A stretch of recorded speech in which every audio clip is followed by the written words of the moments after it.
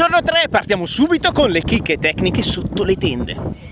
Gianluca Giacchetto, Jesolo Kart Technology, il vostro dello storico JP1 Evo, diametro tubi 30. 33 tradizionale, le solite 9 curve. Però abbiamo ripreso in mano l'attraio Apache, quello con l'avantreno particolare. Il progetto è nuovo, abbiamo iniziato adesso a rifarlo e pensiamo di riproporlo l'anno prossimo. Però così non sarebbe omologabile ancora. L'avete omologato una volta, saldato, giusto? Sì, ma sembra che adesso i criteri siano cambiati e siamo al momento in discussione con la FIA per capire poi il comportamento. L'avantreno si stacca con 4 viti, 5 con questa, e sostituire. Il telaio è un perimetrale, un pezzo unico, sono 18 curve in sequenza, è un'opera d'arte. Perché avete un longherone che parte da lì dietro E ritorna indietro. Ancora funziona per lobbistica, noi ne stiamo producendo diversi. Adesso ci stiamo lavorando, ci stiamo confrontando con i tecnici. Sembra che anche questo sistema di avvitamento, fissaggio, sia regolamentare. Si diceva KZ uguale cavalli, allora andiamo dai motoristi, conosciamo un altro quest'oggi. Giuseppe, portaci a conoscere il tuo motorista, dai, bravo? Dipende dalle giornate. Come pilota però.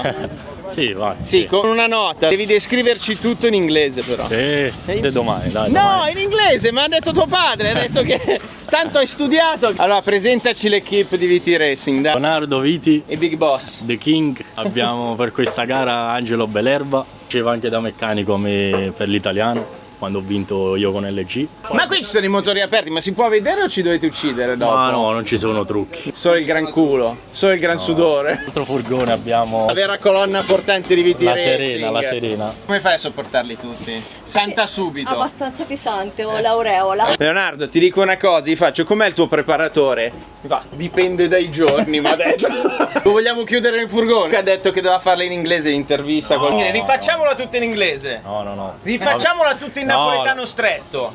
Quello sì. Che differenze di guida ci sono tra OK e KZ? Ce lo spiega Noah Wolf. So Noah, you used to be a single gear driver, but in this occasion you are in KZ2. We want to understand which are the main differences between the two driving styles. Obviously in KZ you want to go straight at the corner and straight out, so through this section here is a different line because you want to carry maximum speed through this left, stop more in the middle, then drives maximum speed here, and then same on the exit, straight.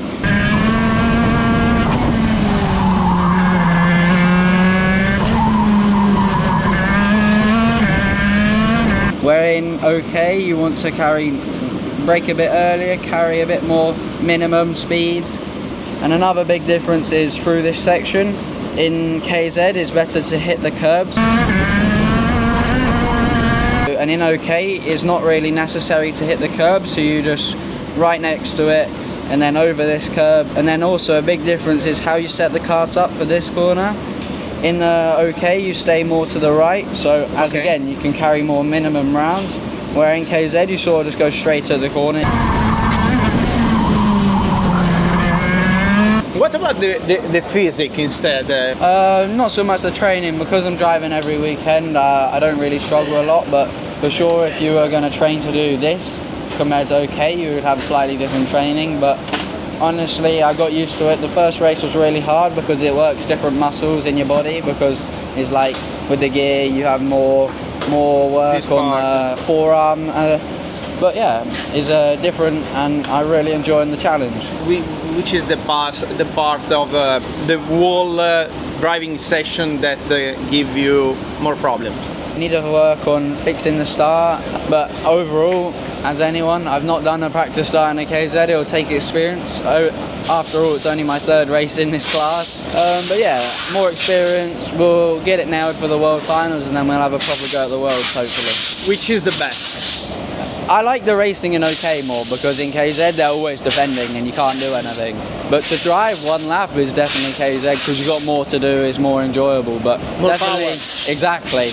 But the racing I like OK more. Thank you. No problem. E adesso un'infilata di Voi chiedete, TKART risponde. C'è un lettore particolare, lo vedete, no? Chi è? Che ha chiesto di vedere Franco Drudi che mette il segger senza pinze, il segger di bloccaggio del pistone e nel pistone dello spinotto. Franco ancora in formissima. Ancora in formissima. Hai visto Paolino? Lettore particolare, 2 mondiali. Va bene, ciao Paolo. Avete chiesto di vedere Marcus Kaja, che è il doppio radiatore. You know, people ask us on Instagram to see something, and they were asking to see you and the double radiator. So we give them what they ask. I'm sorry for you. You know, they ask on Instagram, they ask it again for you. Ciao. How is going? Not so good. Yeah, no, Next question.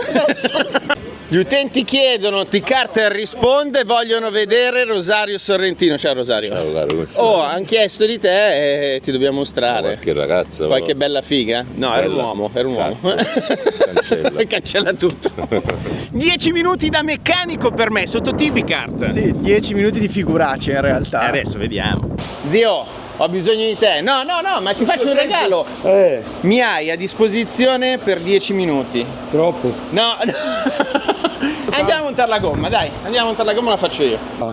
Poi Lo zio è numero 1. Cioè, guarda che ormai hai i fan. Suo papà è stato tuo pilota. ah sì? Ah minchia. Hai capito? Cioè, il mondo è piccolo. Sì. Signor Colombo, sta Finito? capendo? Domani? No! Ti faccio fare una convergenza. No, minchia, la convergenza mi fa cagare farla. Giusto, così. Pino. Col pettino, via. Così è bello fisso. Prima si controlla la sterzata. Ah, no. Così, guarda, appoggi il metro qua. Vedi qua, vedi il punto morto? Quando va avanti un po' avanti e indietro, ok. Vedi? 84,7. Sì. E 8, sto. E 8, sì. 7 lì. 7 e mezzo. Dopo vedi qua. Idem. Millimetro più aperta. 8 e 9. Prendi lì, sotto. Perché al centro? Perché al centro. Buona.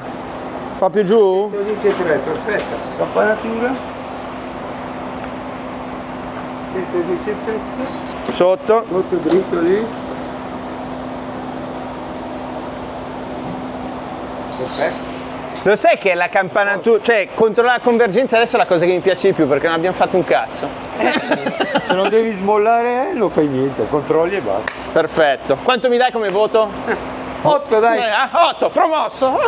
E nella KZ2 Master come sempre, fuoco e fiamme. Guardate cosa è successo tra Lombardo e Forè. E mentre la banda suona e il team taglienti carta aspetta Piccioni, vincitore della finale del campionato KZ2 Master, in pista è successo di tutto. Per la lotta per il titolo, Lombardo e Forè se li sono dati di santa ragione. The frustration that was kicking in, and then at this moment here, Forte down the inside of Lombardo, tried to get the undercut, but then made contact with the rear bumper, and round he went. Lombardo's hopes of taking a title were over, but the fight wasn't over yet. There was another angle of it, but Piccioni managing to get through into the lead, also making contact with Davide Forte, and actually I didn't see this moment on the screen. That's how Mirko Mezzoni went off.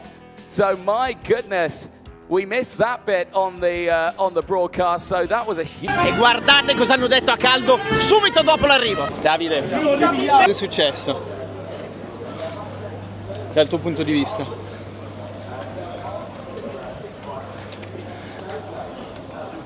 Se parlo mi ritiro la licenza, quindi non parlo. Angelo, raccontaci cosa è successo. Diciamo che Davide non è molto corretto e sicuramente quando c'è qualcuno che gli sta davanti dà fastidio. Questo è tutto. Sì. Tu hai chiuso parecchio, bisogna dire questo. Angelo, tu hai chiuso parecchio. Ma la gara è fatta anche di questo, se sei là davanti che fai? Gli dici prego passa. Io sinceramente primo e secondo me la batto, poi se mi butta fuori è stato più bravo lui questa volta. E finalmente la cronaca con il welcome di questa mattina, le interviste dal paddock in pregriglia al momento di partire e poi gli highlights. Noi ci vediamo alla prossima, ciao! Buongiorno, domenica mattina warm up, poco partiranno i primi piloti della KZ2, li vedete già vestiti. Ciao Alessandro, buongiorno. Che giornata è? Il tempo è buono, vediamo il resto. Si lotta per un posto in... Bah, sì, insomma è abbastanza dura, perché, però sì, si spera di sì. Ecco, l'importante è che non si rompa le gomme, perché sicuramente la seconda manche ci ha penalizzato abbastanza con questa storia delle gomme, anche perché le gomme erano nuove, aveva fatto solo le qualifiche, la prima manche non l'aveva fatta perché non eravamo entrati, quindi le gomme erano praticamente nuove. Subito dal primo giro ha avuto problemi, infatti poi si è dovuto ritirare. Vedete già i piloti disposti, abbiamo un countdown qui che alle 1/4, 3, 2, 1 e questo omino dà il via.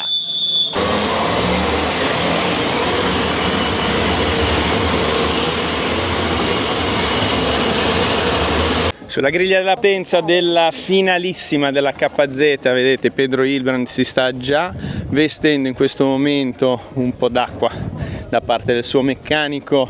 Matteo Spirgel si concentra in questo istante, pochi istanti prima del via per Enner. E Giuseppe Palomba, il pilota di casa, la strategia full attack. Prendere meno aria calda possibile. Poi ancora Cristian Bertucca, Danilo Albanese, una manche purtroppo non è andata così bene. No. Forse potevi ambire qualcosa di più. Potevo partire una fila avanti. Qual è il passo? Chi è che vedi? I primi due. I primi due? I primi due sono cattivi? Sì, vediamo un po', ce la mettiamo tutta. Pilota di casa, alla fine è riemerso. La vecchiaia porta sempre consiglio. Sì, esperienza fa tenere duro. Temperature, assurde, condizioni di, insomma, estreme, al limite. Siamo dei professionisti e dobbiamo fare del nostro meglio.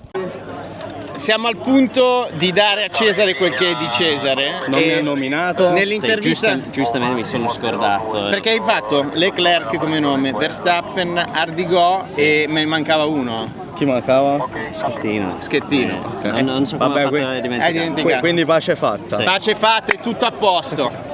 It down quite a bit at the end of that race. Let's have a look at the highlights from that one, because my goodness, from the word go, there was a few of them. The start initially, Lombardo breaking away at the front, getting that job done. Watch Piccioni, you can see him there on the TKART, the yellow livery, in third place. Gets a brilliant jump off the line ahead of Manuel Cosaglio.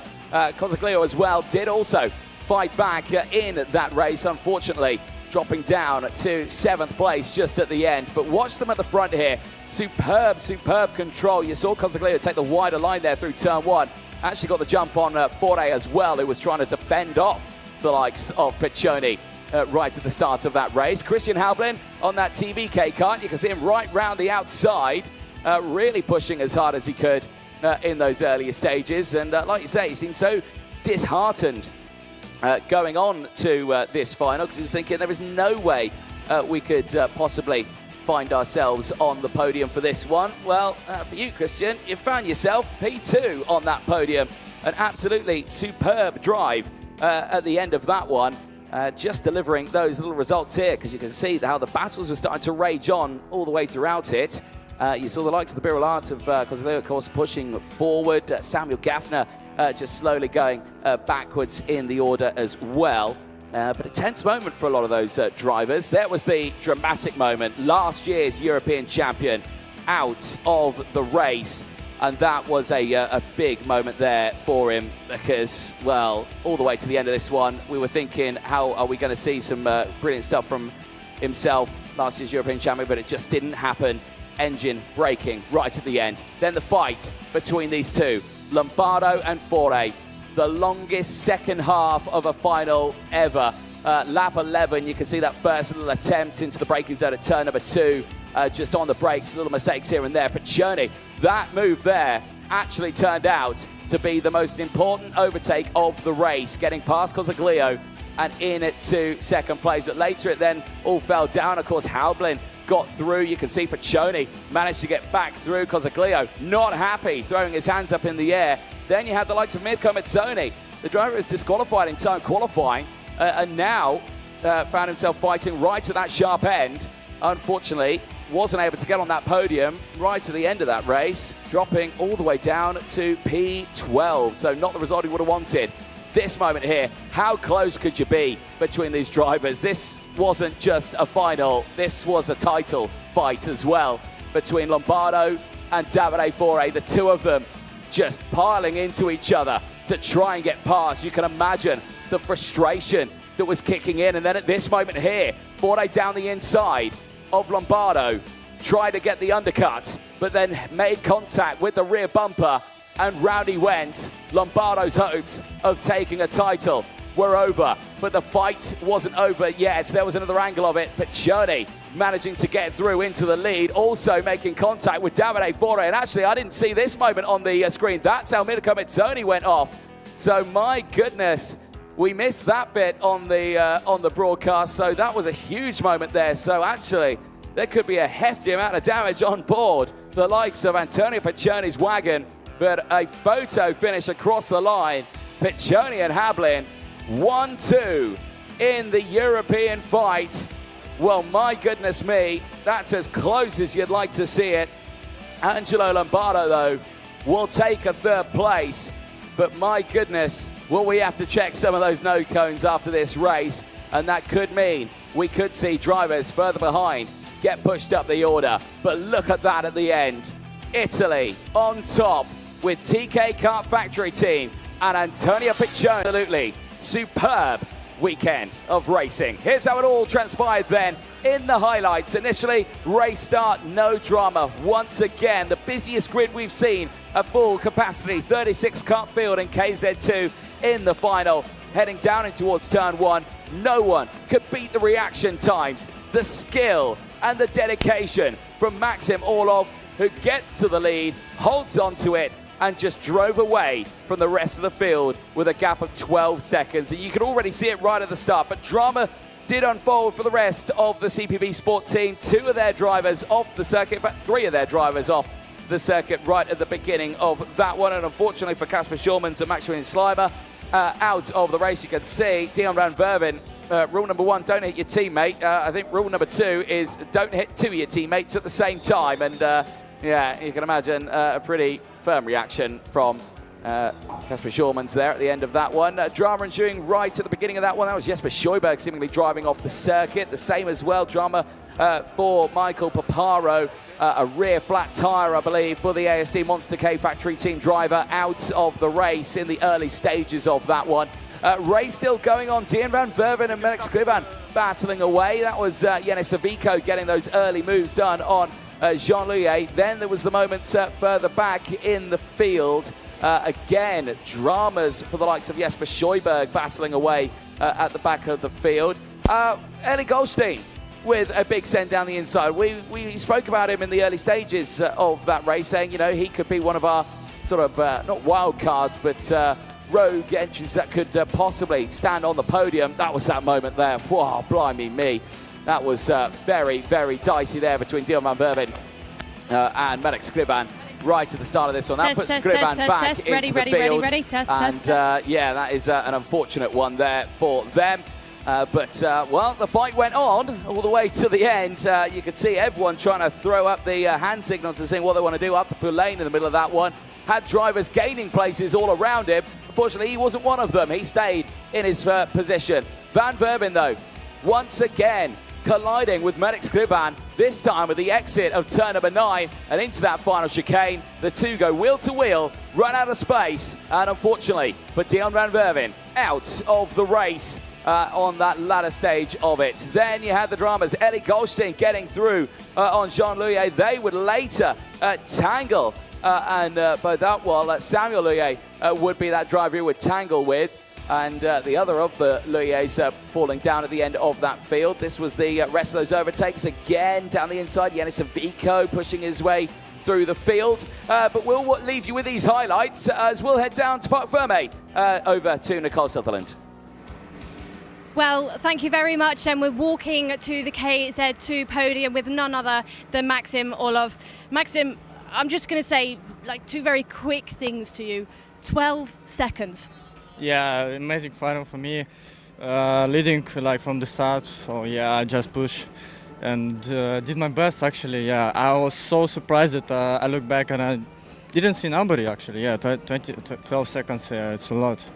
But yeah, I think we managed yeah, we managed to win. Yeah, but we was so good with the settings, I think. That's why we were so quick in the end as well. Yeah, so I just want to say thanks to my team, SPB Sport and Sori, and my engine tuner, Sarno. It was amazing. Thank you, guys. Maxim, I think you did more than just manage to win. You showed everybody here this weekend that you can't be touched. We saw that from you in Valencia. We've seen it from you here in Sarno. Looking forward to the last round. Is it going to be the same case again? Yeah, I hope so. Yeah, we will go to Milson anyway with the maximum. Yeah, we will not give up. So yeah, we will see. We will see indeed. Congratulations. Onto the top step of the podium. Well, here's have a look at the highlights from that race. You can see from the word go, it was a pretty solid start for the entire field actually in towards turn one. Nail-biting it close on the word go on this one, but it would be Pedro Hiltbrand. Now with him on the outside here, you would think he would hold on to the outside line going in towards turn number two, but no, managed to squeeze his nose down the inside at turn two. Watch this here. Just had the drive, kept that nose clean, just forced the likes of Spergel wide. Giuseppe Palomba able to squeeze through as well. I thought it was going to be a really, really close fight there to the end between these drivers. Drama, though, ensued right at the get-go for two of them. Mike Kramer's unfortunately out. Quinton Vieira as well, trying to get it restarted. Unfortunately for both of those drivers, they would end up later retiring. Well, Quinton Vieira still actually taking the checker flag in that one. Other retirements, Giorgio Massoli as well. Big shame for him. He became the first official retirement from that race, with the other two actually continuing on at 9th and 10th. They finished in that race, so there you can see them recovering back at the start. Drivers pushing forward as quick as they can. Emilian Denner from the second row of the grid, ending that race, unfortunately retiring from it, finishing in P14 out of the race, and that is a huge drama for him. Other retirements from that race as well. Christian Batuku tried to gain through that field. You can see the lunges he was doing there, one on Palomba. Tyler as well with his fighting through the field. The highest ranked TKART Racing Team driver ended up finishing ahead of Francisco Salenta and Mine Kramers, who finished that race still in 8th and 9th place. Gustafsson on the charge, also looking like a very competitive driver in the early stages of that race. Would later retire, however. Big shame for him, as well as the likes of Senna van Walstein, all retirements from that race. Jean Nomblo, though, was the driver to watch throughout that race, just taking one driver after another, lap by lap. 12 places gained for the Frenchman to put himself on the podium after that breakdown from Christian Batuka. Daniel Vasile also as well, a very strong performance from him. 9 places gained to finish in P4, as we saw there, Danilo Albanese getting the moves done in that latter stage of the race, still finishing where he started in P6. There is Daniel Vasile. He was following along Jean Nomblo, pushing his way forward, following the Frenchman alongside in those hands. Then the drama's here. So this was Christian Batuka actually closing in for second place on Matej Spergel. He ran off the road a little bit at turn number 1. I don't think that was the cause of the kart going slowly for him. It might have been, but that was on not the engine side, that was the radiator side of the kart. There you can see that's where it went slowly.